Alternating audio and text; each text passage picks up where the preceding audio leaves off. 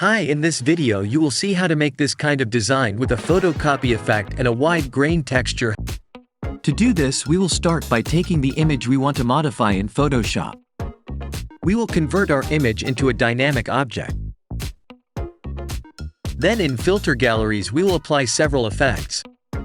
Attention, all the values that I am going to give you correspond to my image. It is with you to modify these values according to your image. The rendering will not necessarily be the same if you use the same values.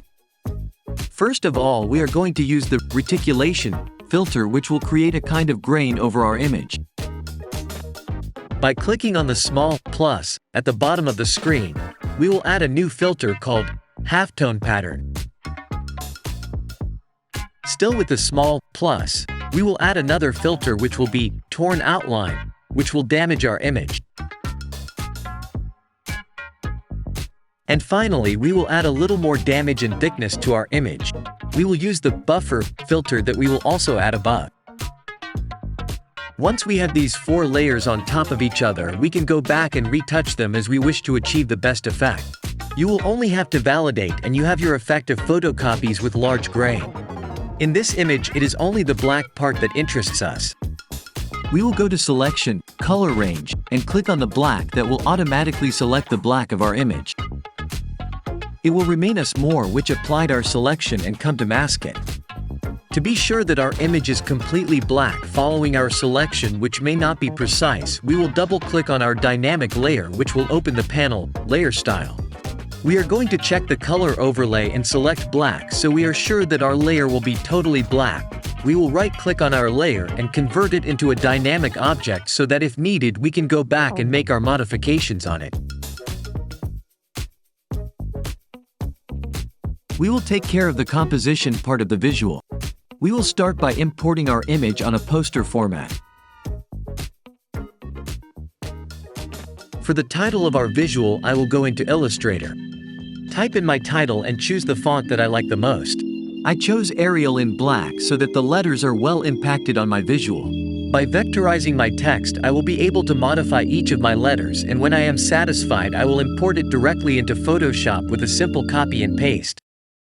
Once my text is imported, I will position it correctly, then I will double-click on this layer and in Layer Style, Color Overlay, I will choose the dominant color of my visual.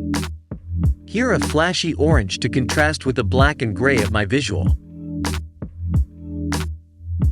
With the rectangle tool, by selecting a transparent background in the same color as the background, we will be able to create an edge to our visual that we will place over our layers.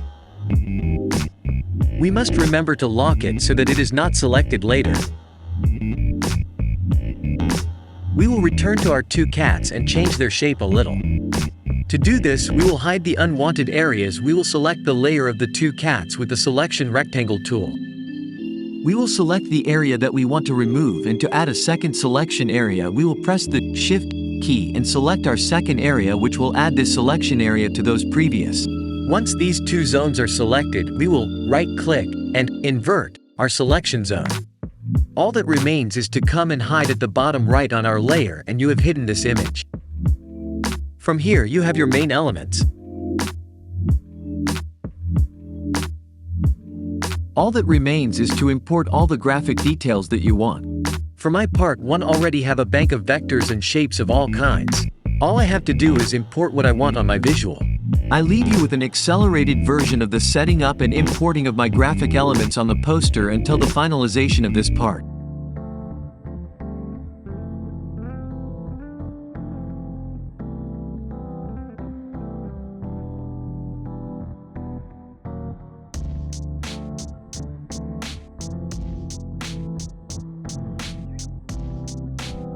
Once we have added all the elements and that we consider our visual finished, we will put it in form. For this, we will select all our layers and then create a group, and with a right-click, we will convert this group into a dynamic object.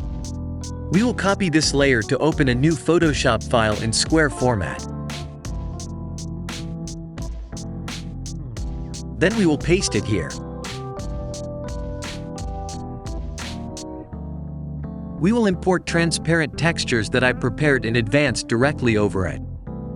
You will just have to adjust them and arrange them as you wish. Then to add a little torn effect to our image, we will import a transparent image of a torn paper and position it correctly on top of our visual.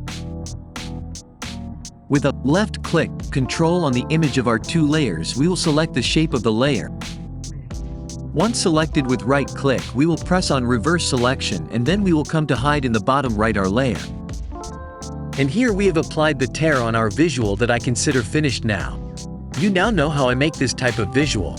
If you have any questions, don't hesitate to ask them in the comment space. Don't forget to subscribe to my channel to not miss my next creations and to follow me on social networks. See you next time.